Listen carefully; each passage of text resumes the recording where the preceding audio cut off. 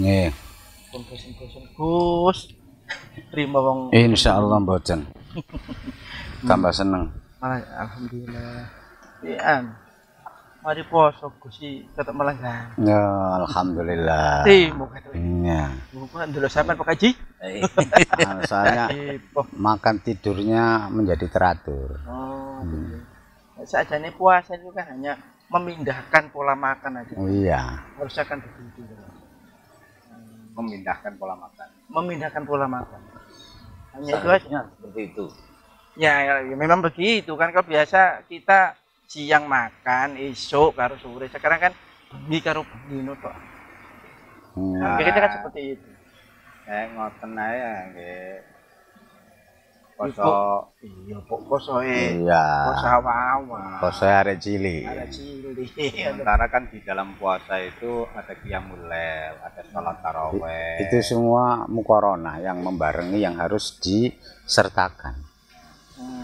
Ada sholat tarawih, kalau enggak ada juga sholat kafarot. Nah, itu. Ini Gus ini Nyambung keterangan yang tempo hari itu kan.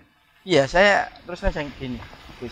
Ya, ngapunten saya ini kan uang biasa narat, wiritan gitu narat. Jadi banyak teman-teman yang harus ngaku, oh Gus itu, ono apa, ono sholat, oh kumaha nih.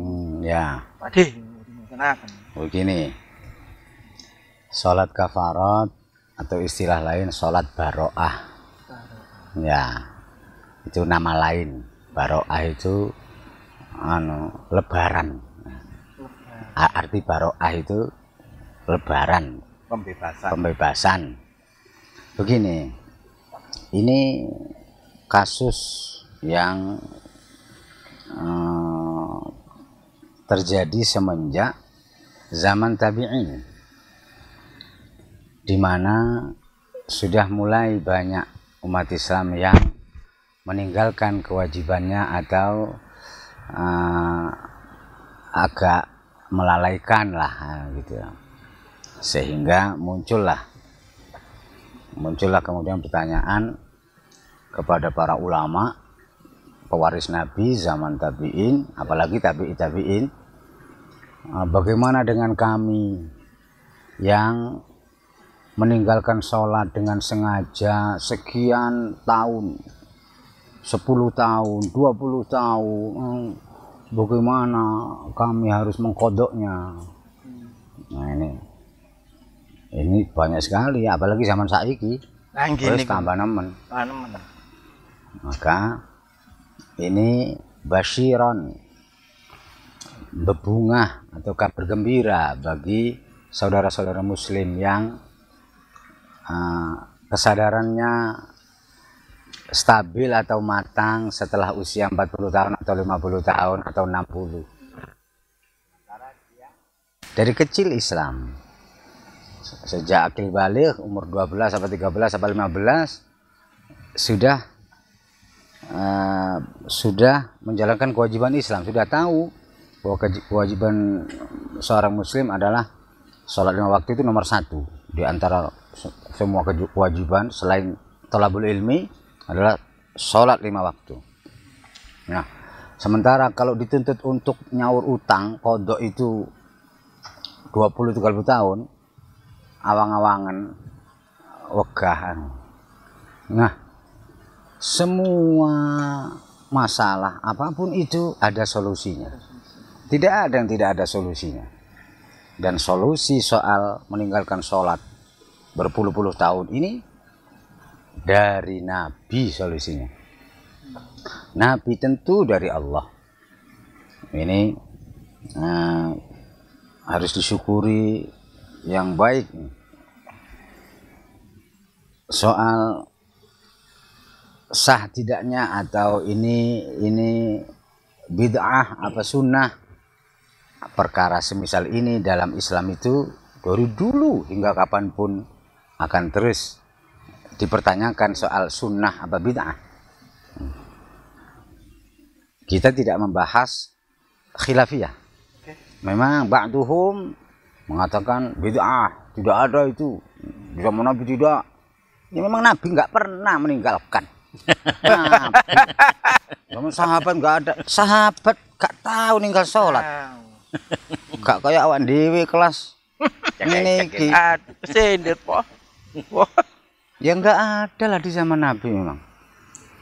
Tapi ini hadis ini yang menerangkan sholat kafarat ini, ya silahkan yang menganggap sanadnya kurang jelas, lemah dan sebagainya,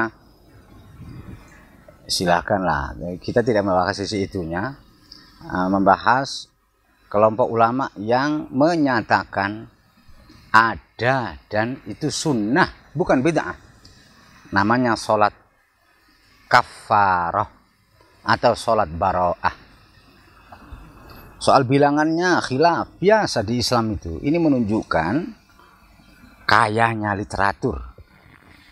Ya, terjadi perselisihan pendapat di tubuh umat bagi kalangan ulama. Ini rahmah. Rahmah itu keleluasaan. Sehingga kita bisa leluasa memilih. Ada sebagian ulama yang menyatakan bahwa sholat kafarat itu jumlah rakaatnya sejumlah sholat fardu sehari semalam. Terus tahu ngitung nggak? Piro? Ya betul. 17 rakaat. Oke, silahkan yang mengambil itu, monggo.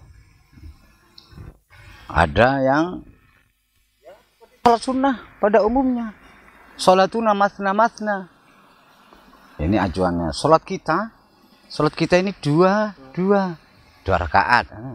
Silahkan yang mengambil itu.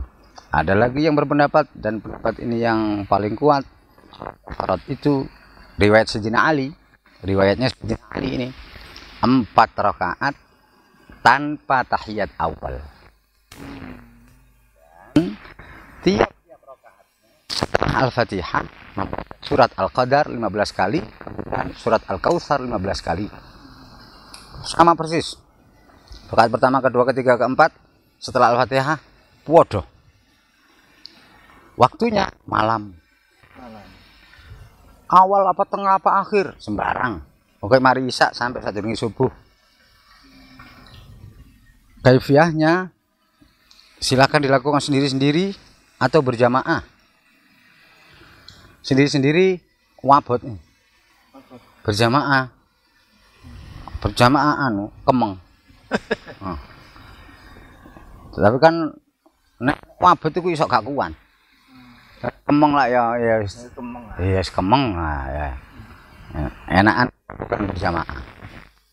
Setelah selesai salam masuk rangkaian sholat kafarat yang berpendapat 4 rakaat ini adalah sholawat 100 kali. Redaksi sholawat yang biasa supaya cepat. Sallallahu ala Muhammad sallallahu, hitung sampai 100 kali. Kemudian berdoa.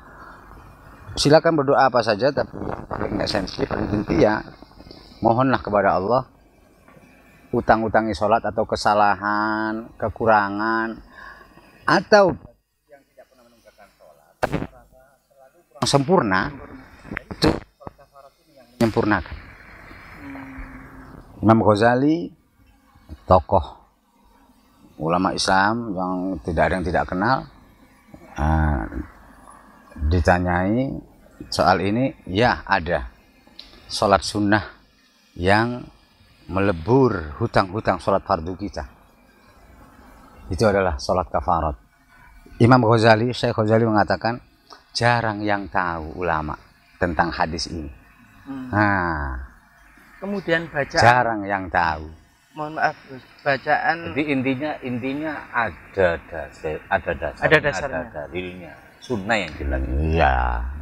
Kemudian bacaan surat Al-Qadar Al-Kautsar tadi di dalam hati atau di? Ya enggak lah, ya minimal telinga sendiri dengar. Jamaah juga dengar kalau pas jamaah gitu. Iya. Inna anzalnahu fi lailatul qadr sampai selesai 15 kali. Kemudian inna a'tainakal kautsar 15 kali sampai selesai 15 kali. Gus, mohon maaf ya. Kalau ini cuman kekhawatiran saja. Kekuatan saja. Kalau apa enggak ya namanya manusia itu kan kalau difatwakan ya, itu kan seakan-akan terus apa-apa wis mbok salat tak sauring kuwi. Sahabatnya seperti itu gitu. Ya inilah dasar ulama yang berpendapat sholat kafarat tidak ada. Bid'ah. Itu karena itu dasarnya. Saya sependapat. Janganlah ojo diakali. Itulah kenyataannya. Ojo diakali. Ojo ngakali Gusti Allah. Nah, Ojo ngakali Kanjeng Nabi. Gak kira iso. Ya gak oleh lah. nah itulah. Akal diciptakan oleh Allah ini peruntukannya hanya untuk ngakali nafsu kita. Ojo digawe ngakali sing kuwasa, ngakali Kanjeng Nabi. Gak ilok ini. Aneh. Mungkin sama dengan penjelasan Gus Nizam ketika Rebun. Jadi pada saat itu Sayyidah Aisyah bertanya, Kanjeng Nabi kan apa sih jenengan iku kok sholat? Padahal jenengan lak pun sepuro sih dosa-dosa. Nah, terus pundi niki iya, pengertiannya nanti iya kaitannya. Inilah harus kita sadari betapa pola pikir mindset kita dengan mindset para nabi para wali atau pola pikirnya para nabi para wali itu bainas sama wasumur.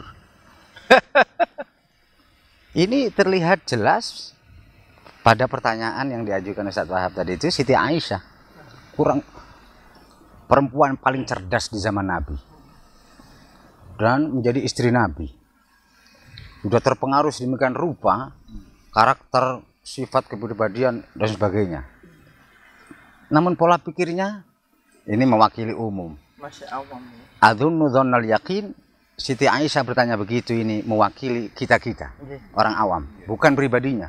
Siti Aisyah itu siddiqah. Kalau sudah siddiqah ini wali. Wis wali agung, wali gede. Sudah dirombak oleh Allah mindset pola pikir itu.